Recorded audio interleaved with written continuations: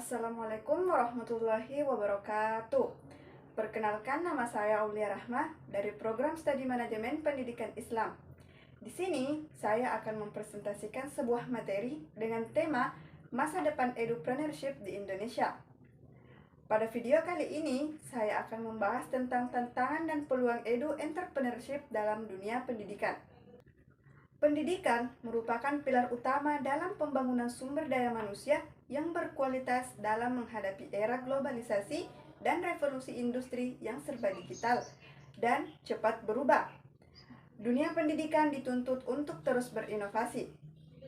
Salah satu bentuk inovasi yang kini mulai berkembang adalah edu-entrepreneurship, yaitu kombinasi antara pendidikan dan kewirausahaan. Edu-entrepreneurship hadir sebagai jawaban atas berbagai keterbatasan sistem pendidikan konvensional, sekaligus menawarkan alternatif model pendidikan yang lebih adaptif, mandiri, dan kreatif. Berbicara tentang peluang, adapun peluang utama dari edu-entrepreneurship adalah kemampuannya dalam menciptakan model pendidikan yang lebih fleksibel dan kreatif. Melalui edupreneurship, pembelajaran tidak lagi terbatas di ruang kelas formal, melainkan bisa hadir dalam bentuk kursus online, pelatihan keterampilan, platform edukatif, aplikasi mobile, dan berbagai konten digital lainnya. Hal ini memungkinkan akses pendidikan yang lebih luas dan merata, terutama di daerah-daerah yang sulit dijangkau oleh lembaga formal. Selain itu, edu-entrepreneurship dapat menjadi solusi permasalahan pengangguran terdidik. Banyak lulusan pendidikan tinggi yang kesulitan mendapatkan pekerjaan karena ketidaksesuaian antara kompetensi yang dimiliki dengan kebutuhan pasar kerja. Dengan menjadi edupreneur, para lulusan dapat menciptakan lapangan kerja sendiri, bahkan membuka peluang kerja bagi orang lain. Mereka dapat membuka bimbingan belajar layanan konsultasi pendidikan, penerbitan model pembelajaran, hingga mendirikan sekolah informasi atau lembaga pelatihan keterampilan. Di sisi lain, perkembangan teknologi digital yang pesat juga menjadi peluang edu-entrepreneurship saat ini. Siapapun dapat mengembangkan dan memasarkan produk pendidikan melalui internet platform seperti YouTube, Google Classroom, hingga Zoom.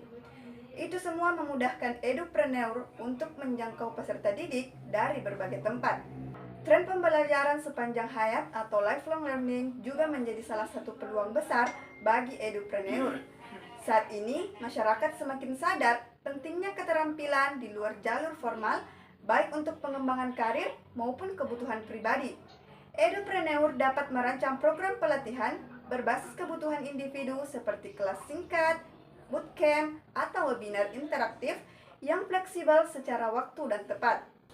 Meski memiliki berbagai peluang, implementasi edu-entrepreneurship juga menghadapi tantangan yang cukup kompleks. Di antaranya, yang pertama, paradigma masyarakat.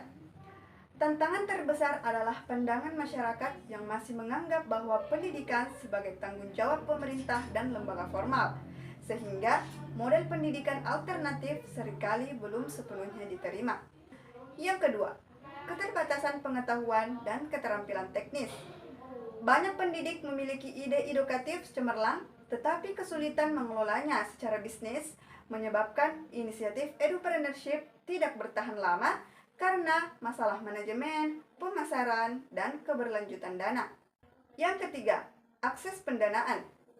Edupreneur seringkali kesulitan mengakses pendanaan karena usaha di bidang pendidikan dianggap kurang menguntungkan dalam jangka pendek. Yang keempat, rendahnya kesadaran.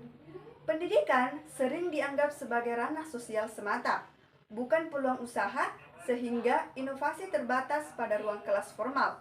Kurangnya integrasi materi kewirausahaan dalam kurikulum juga menghambat pemikiran kreatif dan produktif secara ekonomis.